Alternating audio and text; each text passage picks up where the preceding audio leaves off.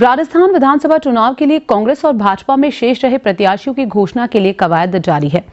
कांग्रेस की तीसरी सूची के बाद अब तक 95 प्रत्याशियों के नामों की घोषणा हो चुकी है। शेष रहे 105 प्रत्याशियों को लेकर कवायद जारी है। तो बीजेपी के 124 नामों की घोषणा के बाद शेष रहे 76 प्रत्याशियों पर चर्चा के लिए कोर कमेटी की बैठक शुक्रवार को जयपुर में हुई। अधिक जानकारी के लिए रुख करते हैं हमारे वरिष्ठ सहयोगी अजय अस्थाना का।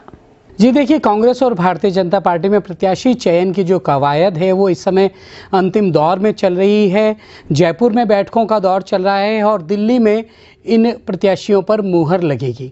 आज राजस्थान में बीजेपी कोर कमेटी की जयपुर में बैठक हुई है, जिसमें चुनाव के प्रभारी प्रहलाद जोशी के साथ ही जो राजस्थान के भाजपा नेता हैं वो भी शामिल हुए। उन्होंने प्रत्याशियों के नामों पर चर्चा की और ख़ास बात जो रही इस बैठक में वो डैमेज कंट्रोल पर भी चर्चा की गई है, क्योंकि जिस तरह बीजेपी के प्रत्याशियों के बाद जो विरोध के स्वर उपजे हैं उससे बीजेपी कहीं ना कहीं चिंतित जरूर है।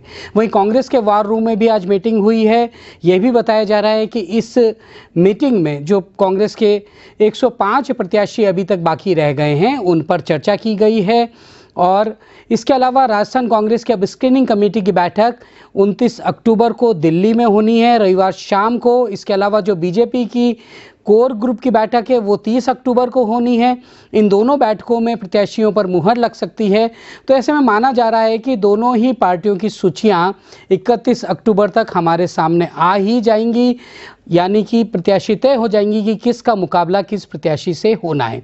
इसके अलावा बहुजन समाज पार्टी, मायावती वाली बहुजन समाज पार्टी ने आज प्रदेश के लिए 20 प्रत्याशियों के नामों की घोषणा कर दी है। इसके अलावा आरएलपी यानी हनुमान बेनीवाल और चंद्रशेखर आज़ाद, भीम आर्मी वाले, दोनों प्रदेश में मिलकर चुनाव लड़ेंगे। आरएलपी ने कुछ प्रत्याशियों की घोषणा गुरुवार रात की थी।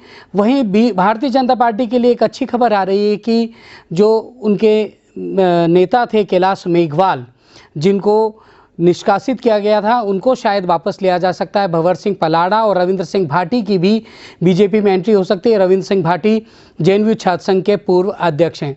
तो कुल मिलाकर राजस्थान में राजनीतिक घटनाक्रम काफ़ी तेज़ी से चल रहा है और जिस दिन प्रत्याशियों की घोषणा हो जाएगी सभी कांग्रेस और भाजपा के 200 और उसके अलावा आरएलपी, बीएसपी के, उसके बाद से चुनावी परवान चढ़ने लगेगा।